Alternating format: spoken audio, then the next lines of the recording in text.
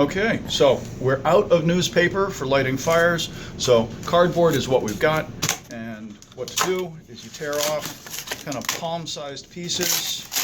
That's too big. Don't make them too small. That turns out to be important because you need it wide enough so the flames go up around your hand. You'll see in a moment.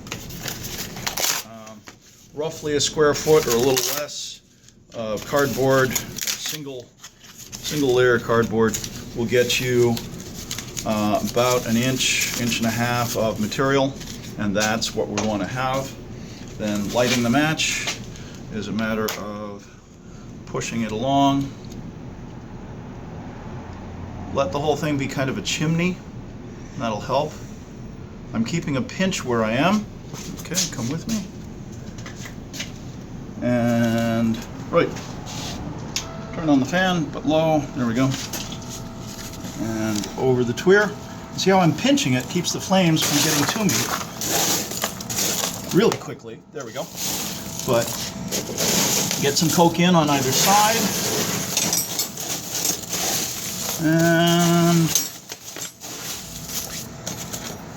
keep the cardboard down into the fire and get it some real air. There we go. And that should work.